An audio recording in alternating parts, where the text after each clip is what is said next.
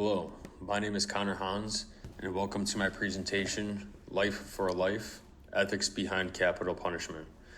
Capital punishment, also called the death penalty, is one of the most debated topics in criminal justice.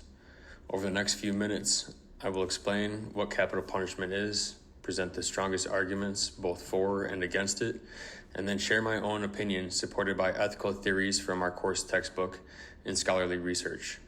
I'll finish with discussion questions to invite further conversation.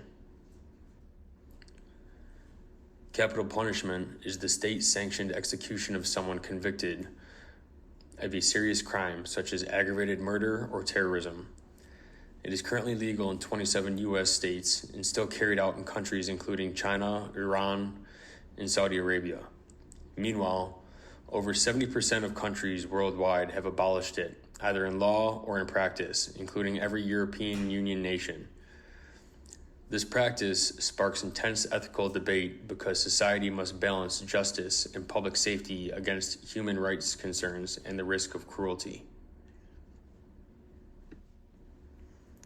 One of the main arguments for the death penalty is retributive justice, which is the idea that the punishment should match the seriousness of the original crime.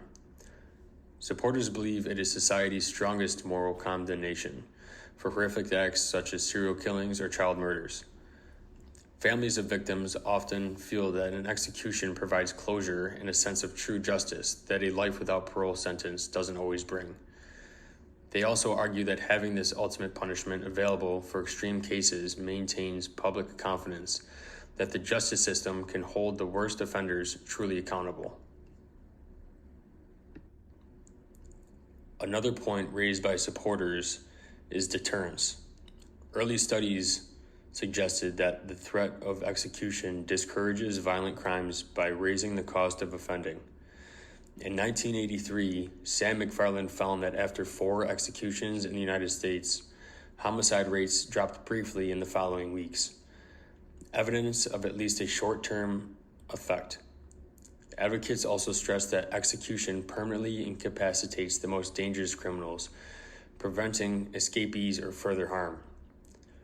Some even claim that it saves the cost of decades of long incarceration, although research shows the lengthy appeals process often offsets those savings.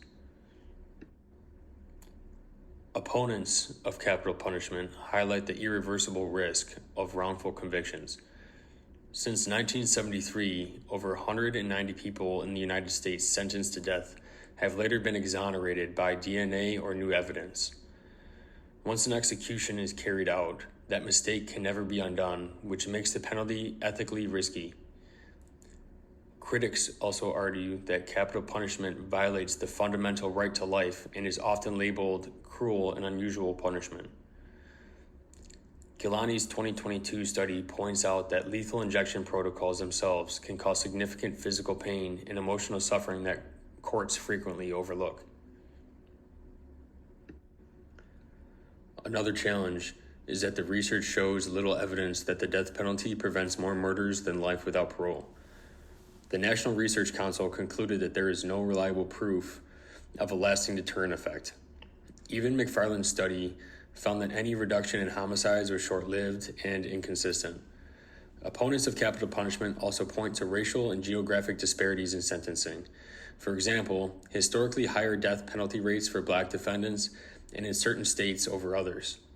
These inequalities, combined with wrongful conviction risks, weaken public trust in the fairness of the justice system. My personal view is that capital punishment should remain available, but only for the most extreme crimes, such as premeditated serial killings, mass shootings, serial crimes against children, or terrorism. From a utilitarian perspective, the death penalty can serve the greater good by permanently removing dangerous individuals who could harm others even in prison. Studies suggest that executions may produce short-term declines in homicide rates, which can mean lives saved. I also believe it can offer a sense of closure and accountability for victims' families that life sentences sometimes do not provide. However, it must be applied very carefully with modern safeguards such as DNA testing to minimize the risk of wrongful convictions and executions. Ethical theories help us weigh this issue. Deontology teaches that intentionally taking a life is always morally wrong, which supports abolishing the death penalty. Utilitarianism looks at the overall consequences, asking if executions save more lives than they harm. Contractualism focuses on fairness. If we cannot justify the risk of a wrongful death to every citizen, then the policy fails the fairness test. And finally, Gilani's effective ethics highlights that the physical pain and emotional trauma caused by executions themselves must be part of our moral calculation. To conclude, capital punishment presents one of the toughest ethical dilemmas in criminal justice. Supporters focus on justice, deterrence, and the protection of society, while opponents emphasize human rights concerns, wrongful conviction rates, and the lack of strong evidence that deters murders. I believe the death penalty can be ethically defensible in rare extreme cases, but it must be applied with strict safeguards and constant review in order to avoid injustice. Overall, society must weigh in whether the potential benefits truly outweigh the risks and moral costs. To finish up, I want to leave you with a few questions to think about. First, if capital punishment deters even a small number of crimes, is that enough to justify them? Second, under what instances, if any, should the government or people sanction capital punishment? Third, which ethical theory, utilitarianism, deontology, or contractualism, best helps society decide the right approach? And finally, would your opinion of the death penalty change if the method of capital punishment were more or less ethical? These questions are meant to spark discussion about how we balance justice, safety, fairness, and human rights. This concludes my presentation. I very much look forward to hearing any statements or answers in response to these questions, along with the dialogue that follows. Thank you very much for listening, and have a great day.